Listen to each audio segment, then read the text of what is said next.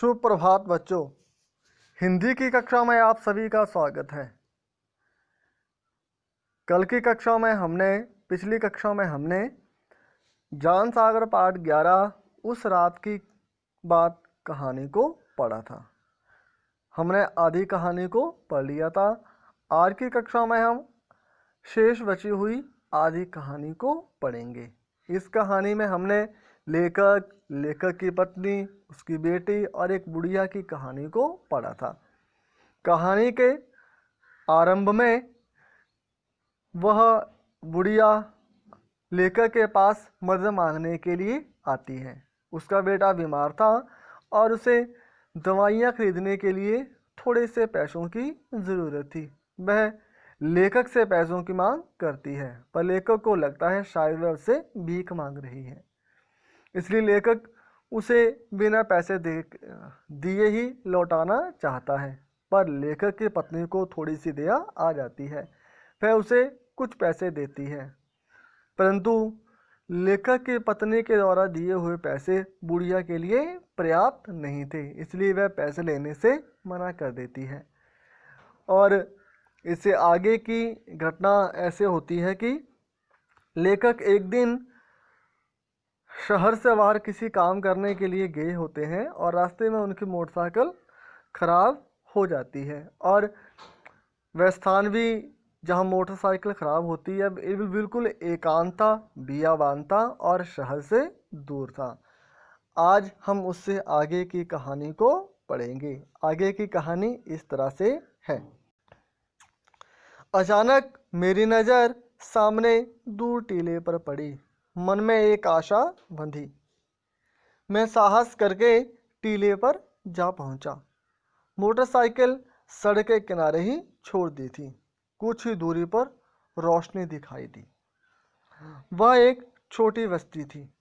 बस्ती में घुसने पर सबसे पहले घर का दरवाज़ा खटखटाया। एक बुढ़िया लालटेन लेकर बाहर आई।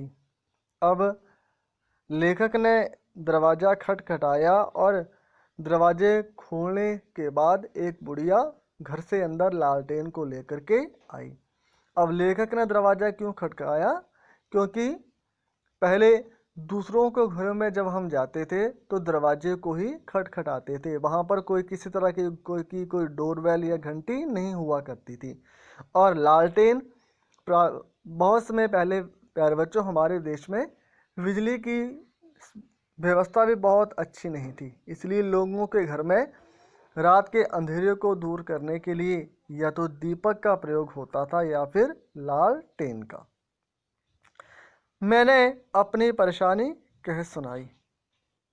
रास्ते में मेरी मोटरसाइकिल खराब हो गई है, टीले के उस पार खड़ी है। अगर यहाँ कोई मिस्त्री मिल जाए तो मैं घर पहुँच जाऊँ। यह एक शब्द आया है मिस्त्री। मिस्त्री का अर्थ होगा मोटरसाइकिल ठीक करने वाला मैकेनिक।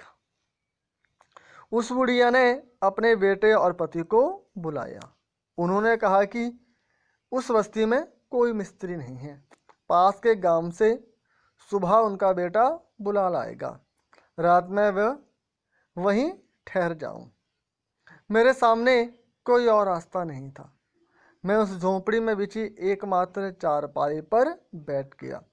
बुढ़िया ने कहा, बेटा मुंह हाथ धो लो, जो बना है तुम भी खा लेना। अब देखो, बुढ़िया ने घर आए हुए अतिथि के आतिथ्य सत्कार में किसी तरह की कोई कमी नहीं छोड़ी।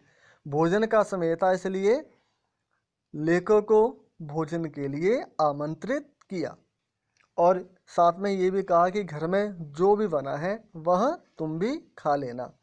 इससे हमें ये शिक्षा मिलती है कि हमारे घर में जब भी कोई बिना बताए हुए कोई अनजाने व्यक्ति आया हो तो हमें उसे भोजन और पानी के लिए अवश्य पूछना चाहिए। नहीं, मुझे भूख नहीं है। ऐसा कैसे हो सकता है? हम खा लें और अतिथि भूखा सो जाए। देखो, निश्चय ही बहुत प्रेरणादायक ये कहानी है, जीवन मूल्य और नैतिक मूल्यों से भरी हुई। अक्सर हमारे घरों में भी जब मेहमान आते हैं तो हमें भी ऐसा करना चाहिए। बुढ़िया ने बाजरे की रोटी और बथुए का साग मेरे सामने रख दिया। उसके बेटे ने मेरे हाथ धुलवाए। अब देखो, बुढ़िया ही नहीं उसकी सेवा कर रही है, घर के बाकी सदस्य भी उसकी सेवा में योगदान दे रहे हैं। उसके हाथ किसने धुलाए? बुढ़िया के बेटे ने। खाना खाते हुए लालटेन की रोशनी में बुढ़िया को ध्यान से देखा। देखते ही मैं सन्न रह गया। सन्न रह जाना यानी बिल्कुल दंग रह जाना, हैरान सा हो जाना।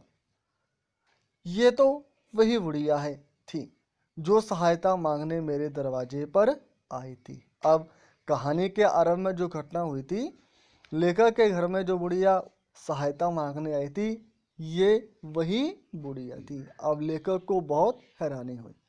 बातचीत से पता लगा कि उसका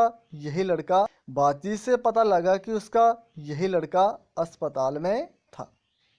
मैंने बड़ी मुश्किल से रोटी निकली। अब कल्पना कीजिए लेखक के मन में क्या बीती होगी जब उसे पता लगा कि उस बुढ़िया का बेटा सच में बीमार था।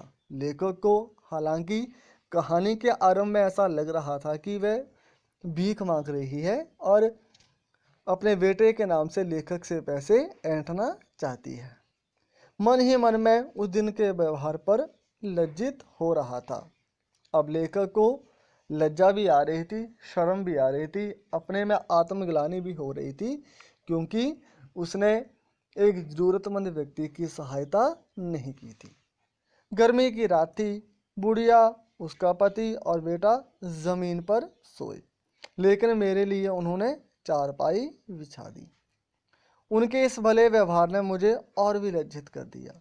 सोचते सोचते ना जाने कब मेरी आंख लग गई। अब देखो, बुढ़िया ने अपने आतिथ्य धर्म में, आतिथ्य सत्कार में किसी तरह की कोई कमी ना रखी। अपने से श्रेष्ठ किसी दिया अपने अतिथि के लिए। हमें भी ऐसा करना चाहिए। हमारे घर में जैसी भी व्यवस्था हो, उस व्यवस्था का जो सबसे अच्छा भाग, अच्छा प्रबंध हो, वो आए हुए अतिथि को हो, और हमें जो शेष बचा हो उसमें गुजारा करना चाहिए। सुबह मेरे उठने से पहले ही उसका बेटा मिस्त्री को बुला लाया। मिस्त्री ने घंटे भर में मेरी मोटरसाइकिल ठीक कर दी। इस बीच बुढ़िया ने मेरे बार बार मना करने पर भी मेरे लिए चाय तैयार कर दी।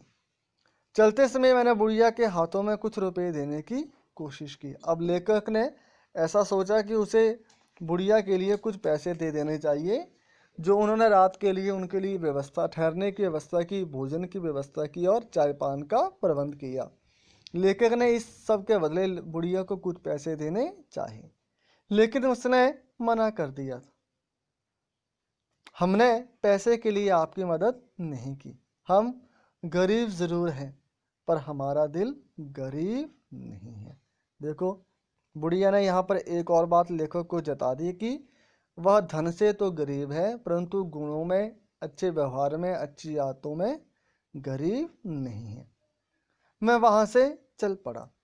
बुढ़िया और उसके परिवार के प्रति मेरे मन में आदर का भाव था। मुझे अपने किए पर पछतावा हो रहा था। बुढ़िया और उसके परिवार ने मुझे मानवता का पाठ पढ़ाया था। मानवता का पाठ यानी एक मनुष्य का दूसरे मनुष्यों के प्रति कैसा व्यवहार होना चाहिए, ये सारा ज्ञान। मैंने तभी सोच लिया था कि उसके पढ़ाए पाठ पर जीवन भर अमल करूँगा यानी जो सीख उसे वहाँ मिली है वह उसे जीवन भर प्रयोग में लाएगा। तो निश्चय ही ये प्रेरणादायक कहानी है हम सभी के लिए। हमारा व्यवहार दूसरों के प्रति कैसा हो, हमें दूसरों की हर समस्या में मदद करनी चाहिए और दूसरों के प्रति बिना सच जाने हुए किसी तरह की कोई राय नहीं बना लेनी चाहिए। तो यहाँ पर हमारे मन के अनुमान और कल्पनाओं के लिए 2 प्रश्न दिए गए हैं, उन पर थोड़ी चर्चा कर लेते हैं। पहला है, बुढ़िया लेखक को रात में अपने घर ठहरने के लिए ना कहती तो लेखक क्या करता? अब आपको पता है, जब लेखक की मोटरसाइकिल एक वियावान स्थान में ख़राब हो जाती है और वह उस बस्ती में मदद मांगने के लिए जाता है, तो बुढ़िया के घर में यदि बुढ़िया लेखक को अपने घर में ठहरने के लिए नहीं कहती तो क्या होता?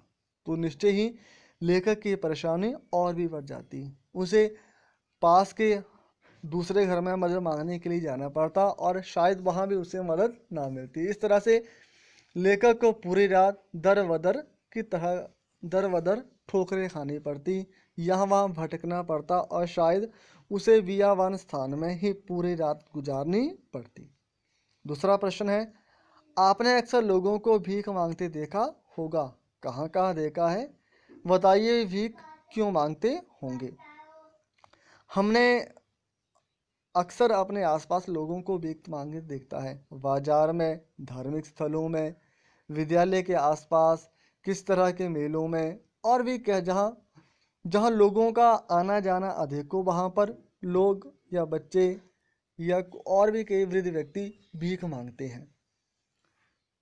वे ऐसा इसलिए करते हैं, उनमें से कुछ लोगों को शारीरिक रूप से इतना सामर्थ्य नहीं होता है कि वे धन अर्जन के कई और तरीके अपना सकें, और कुछ लोग आदत से मजबूर भी होते हैं क्योंकि वे शारीरिक श्रम नहीं करना चाहते हैं और उन्हें इस तरह से बिना मेहनत किए हुए ही पैसा मिल जाता है और भीख मांगना उनकी आदत व मजबूरी बन जाती है। प्यारे बच्चों, इस तरह से आप भी इन दोनों प्रश्नों पर अपने मन में कई तरह के अनुमान लगाएं, कल्पनाएं करें और आपके मन में जो कल्पनाएं आएंगी, जो आपका अनुमान होगा, उसके आधार पर इन प्रश्नों के उत्तर लिखें।